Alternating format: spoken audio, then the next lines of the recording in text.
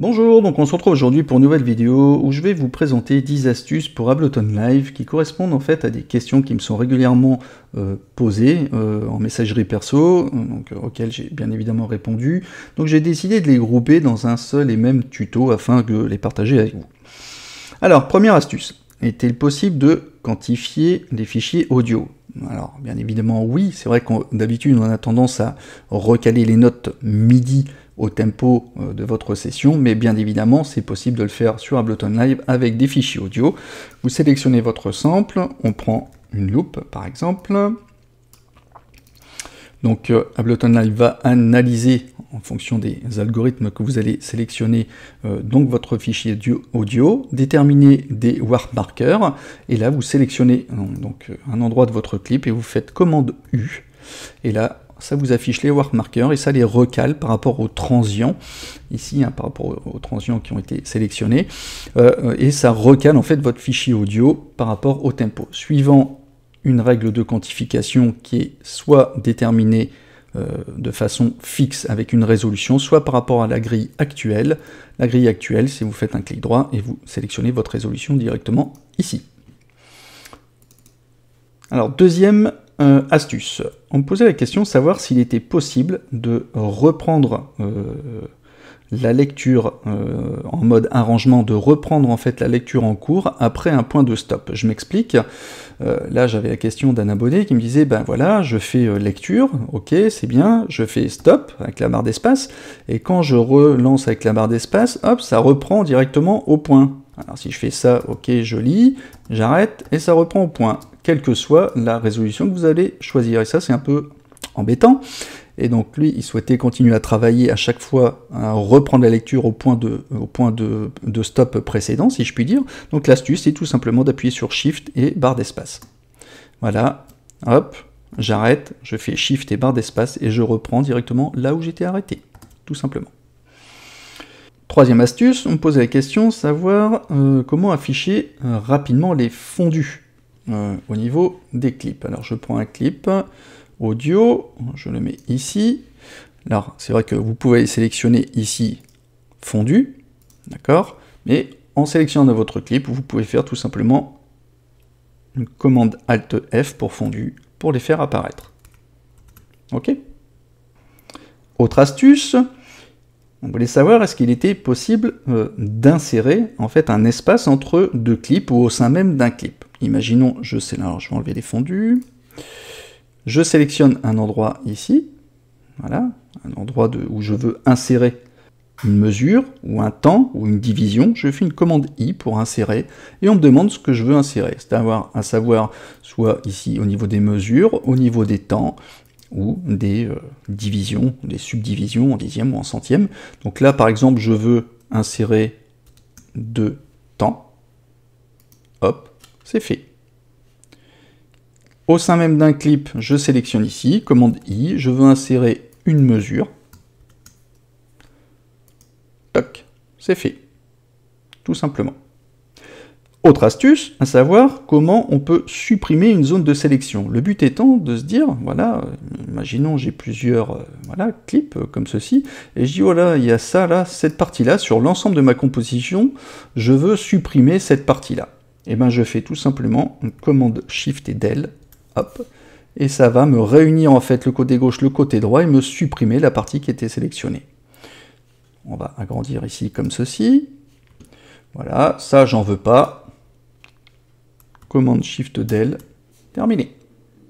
Donc bien évidemment, ça supprime toute cette partie-là sur l'ensemble des pistes. Autre astuce, on est sur par exemple un clip MIDI, avec des notes un peu partout, voilà, comme ceci, tchuc, on va mettre un peu partout. Alors, suivant la souris que vous avez, vous pouvez vous déplacer à droite ou à gauche. Là, je vais zoomer justement, on peut se déplacer. Alors, avec la souris du Mac, c'est facile, hein, on balaye à droite, à gauche et en haut et bas. Par contre, si vous avez une souris juste avec une molette, ça peut être un peu embêtant pour se déplacer justement latéralement et de haut en bas. Donc il y a une astuce pour afficher en fait la petite main. Vous faites commande Alt et là ça vous affiche une main. Et là vous allez vous déplacer avec votre souris en haut ou en bas, tout simplement. Autre astuce pour avoir un affichage global quand vous êtes perdu un peu dans vos zooms, là, vous n'oubliez pas, tout en bas à droite, vous pouvez double-cliquer pour afficher votre clip en entier. Si vous êtes en mode arrangement, là, imaginons vous êtes perdu dans des zooms plus possibles, vous ne savez plus où vous en êtes, pareil, vous double-cliquez en bas et vous avez la résolution complète. OK ? Et là, pareil, quand vous êtes ici en zoom sur la barre supérieure, vous double-cliquez pour afficher l'intégralité de votre composition. Justement, en parlant de cette fenêtre d'affichage, vous pouvez l'afficher ou la cacher en faisant un Alt, commande et O. Vous voyez, si jamais vous voulez gagner de la place dans le visuel, vous refaites Alt, commande O pour l'afficher. Ici, ça correspond à l'affichage de la vue générale. Cacher ou afficher. Autre astuce également, si par exemple vous voulez ranger au niveau de, vous voulez savoir, que ce soit en mode arrangement ou en mode session, vous voulez savoir exactement à combien vous êtes au niveau des pistes. Là je sais qu'il y en a 4, vous voyez que je peux faire une commande R pour les renommer, je vais mettre DRJ, hop, je reviens, voilà, ici je vais mettre test, ok, bon voilà, je les ai toutes renommées, mais je ne sais pas exactement combien j'ai de pistes. Alors l'astuce c'est de savoir, c'est quand vous allez le renommer, n'oubliez pas de laisser le dièse par défaut avec un espace, et après vous mettez le nom que vous voulez, et quand vous faites entrer, il va respecter l'ordre logique de vos pistes. Commande R, je mets un dièse avec un espace, voilà. Et là, même si je déplace ici test, que je le mets ici dans cette position, il va me renommer automatiquement dans le bon ordre toutes mes pistes. Ça peut être intéressant si vous voulez savoir exactement combien de pistes vous avez, et sur combien de pistes vous travaillez.